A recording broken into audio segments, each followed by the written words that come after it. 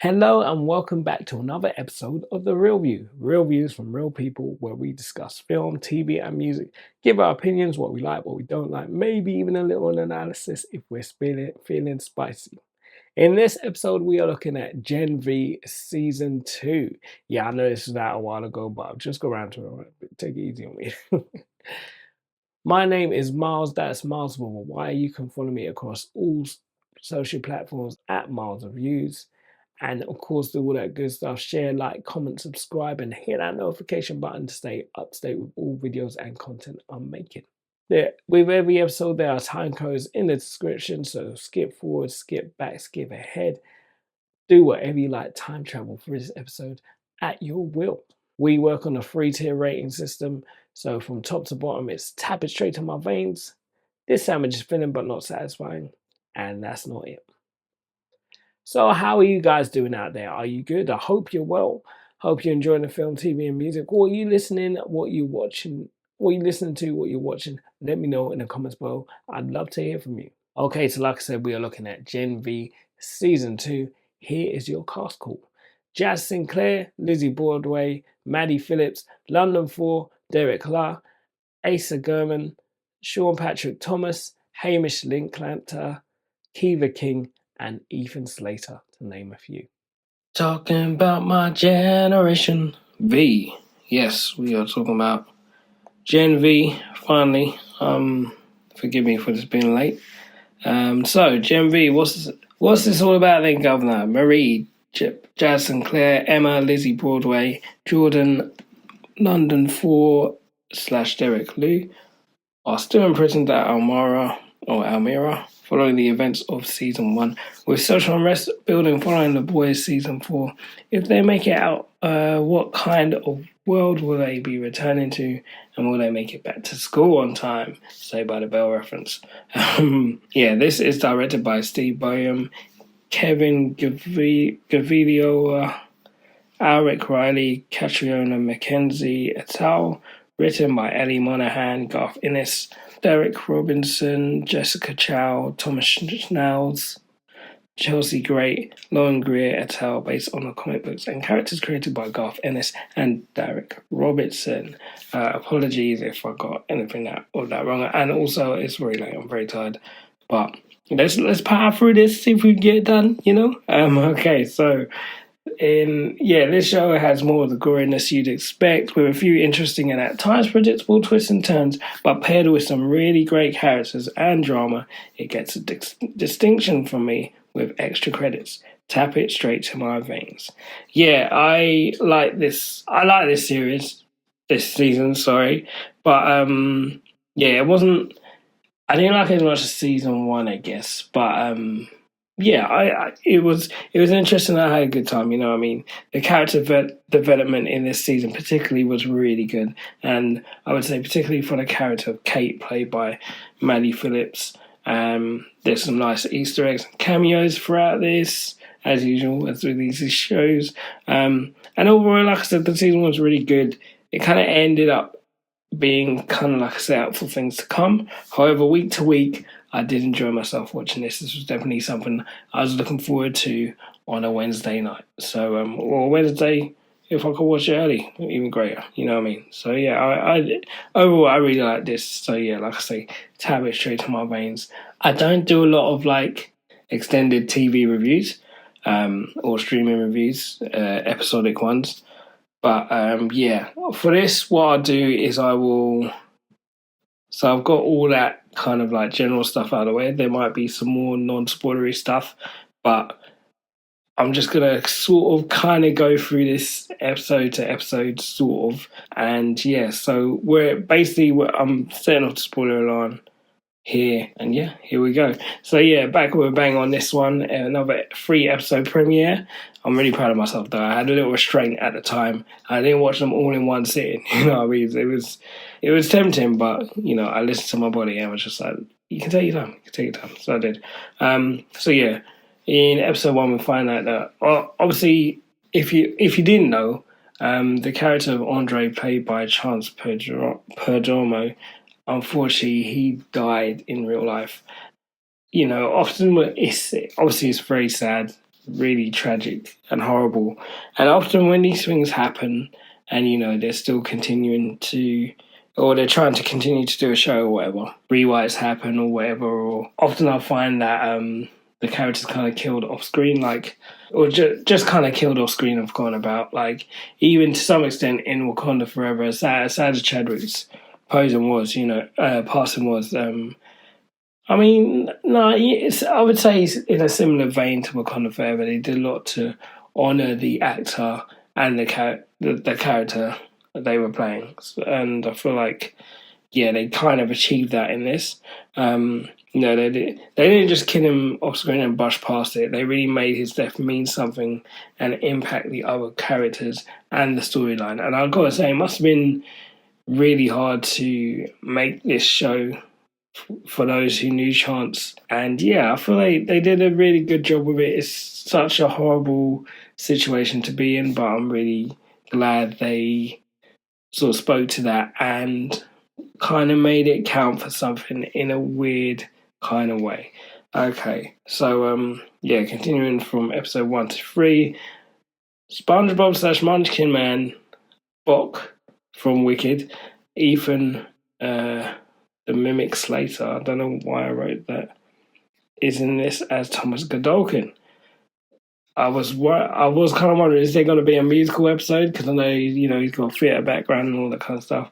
Also, what a gross opener. All those scientists, what were they thinking, Usually people that are smart or evil enough don't normally operate on themselves. They just use other people. But I guess they were just hungry for their powers. I guess, I don't know.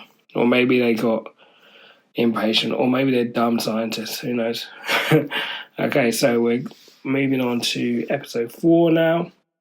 What am I thinking here? Yeah, so Cypher is a pusher, it seems. When I was watching it, I was like, I should have seen this coming. Like the Scooby-Doo gang, their sleuthing was a bit too convenient and would also take away any viable threat, coming up in the season. So, what's Cypher going to do next? What if he is a mimic? How's that going to work? Okay, so we're going to episode 5 now. Sister Sage and Cypher getting it on in front of Godolkin or Krusty Man. I don't know. At this point, I'm like, what is going on? Besides the weird kinks, what is this? This is weird. But Cypher, really, really good villain, I feel like. So unhinged too. The whole back and forth he had with Polarity, played by man like Sean Patrick Thomas, from back in the day. If you guys know about Save the Last Dance, that is the guy, and obviously he's been in Barbershop and other stuff as well. But Save the Last Dance is where, for me and for a lot of my generation, he definitely made his mark. So I'm kind of I was predicting in episode 5 that I kind of wish I did this as I was watching it week to week. But anyway, here we are. But I'm kind of predicting that Kate is going to lead a prison break. But we'll see.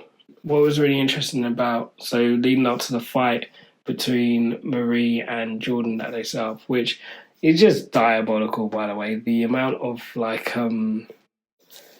what's the word I'm trying to think of here? Just the fake manufactured stakes that they put these characters through. The university or the school, whatever you want to call it, college, put these students through is really just so manipulative and gross, really gives you an ick.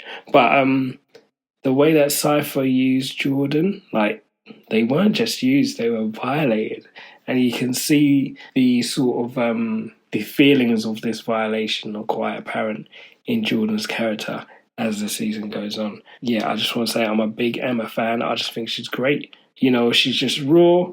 She just gives it how it is. She don't care about your airs and graces. She just says what she's fully feeling with a full heart. And also, she fights the good fight. She's like, find anything that is not right as she sees it.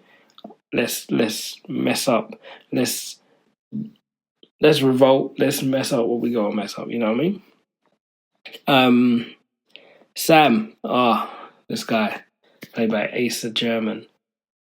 Sam is got to be one of the most tragic characters in this show. As it goes on, you do see him kind of get a bit more resolve, a bit more, what's the word, like development in terms of what he's dealing with, and healing. I guess a bit of a bit of positivity for him, but yeah, just like he's just used and used again, and like even when he finally isn't, to realize, I think I'll get into it a bit later, maybe, but yeah, it's just definitely from episode 5, I just felt really, really bad for him.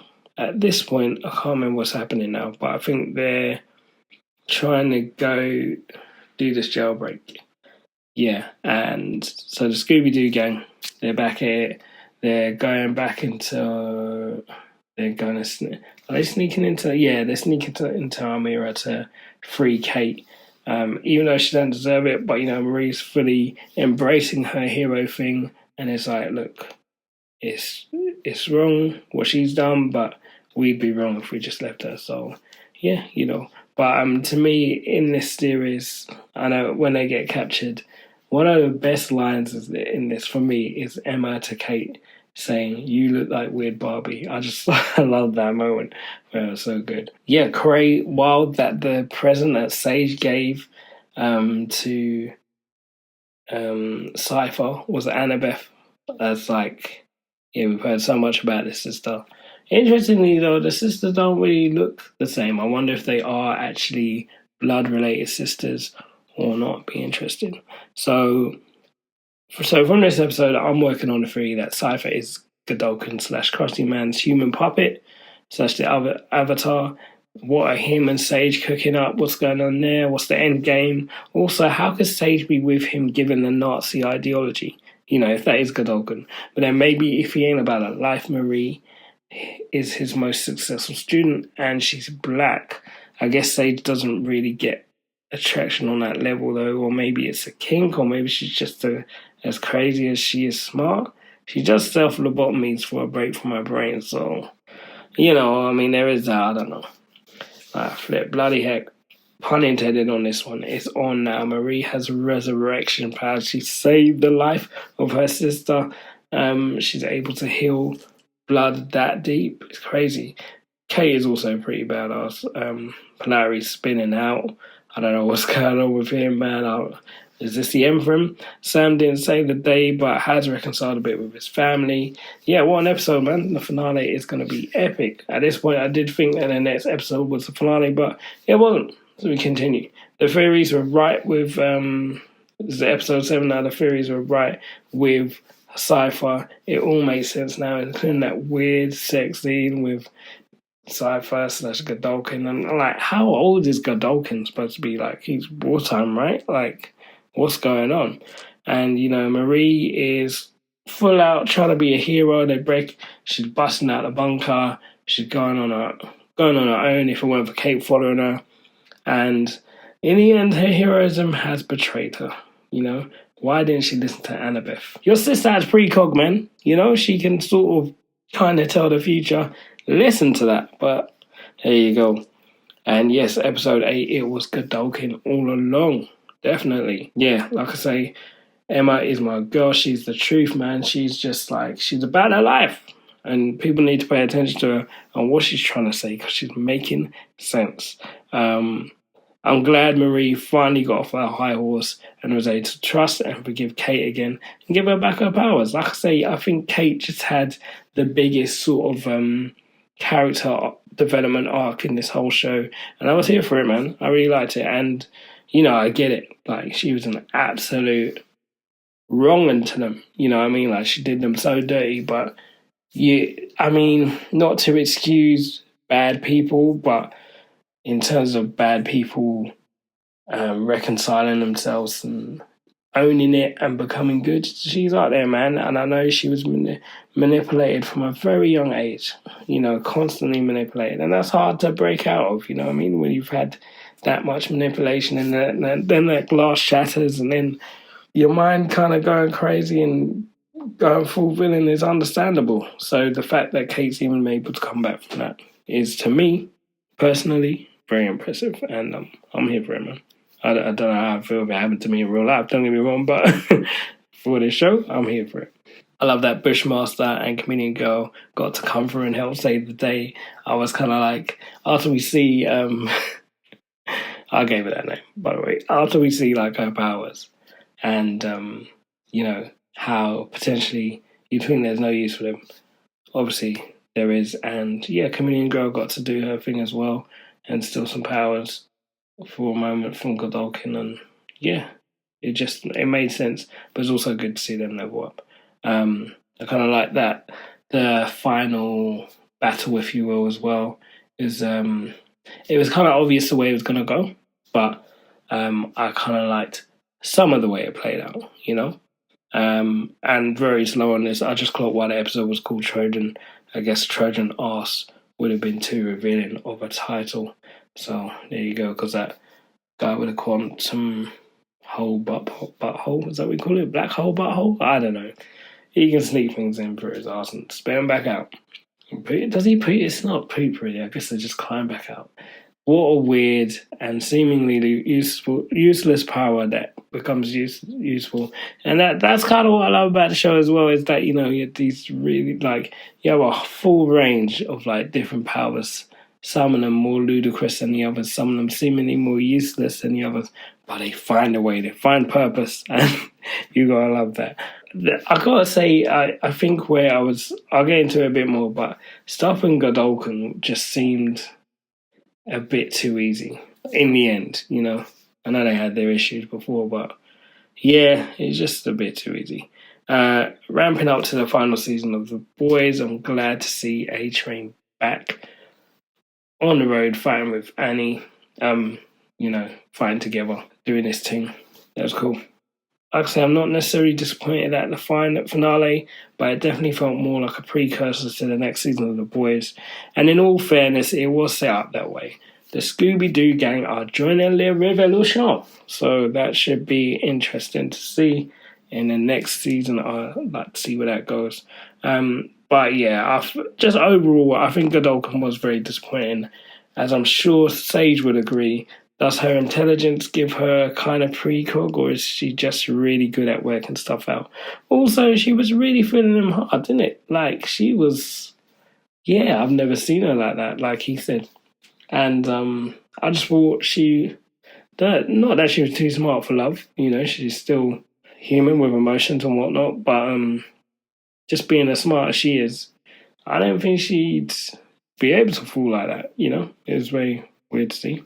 Back to Godolkin though, just very basic supervillain stuff in the end. Like, I can only reason that maybe the feeling of regained autonomy over his own body and all the sensations that come with it were an overload to him, which caused him to fall victim to his own hubris maybe. Also, I don't know how long he would have managed to stay healed, as it seemed like his powers were taking a toll, like slowly changing him back into the crispy man from the beginning of the season. So, in a way, I don't really know what his end game was, because the more he used his power, the more it reverted back to that illness. He seemed to get those burns and everything. So, I don't know. Godolkin's psychic push telepath abilities and status as Professor of God-U mirrors Professor X of the X-Men, if you didn't catch that. Another thought, Godolkin must have really come a long way from his Nazi past. However, the supremacy belief system is still there. Maybe he's just replaced the Aryan master race with a superhuman one. Or maybe he never drank all the Kool-Aid concerning ethnic/gender-based supremacy. Maybe he was always sort of seeking the next step in human evolution, if you will. Air quotes. One thing in this series, Emma always seems to have spare clothes now, which is impressive, to be honest. Not that I want her running around naked or anything, or, you know, all that jazz. But, yeah, how does that work?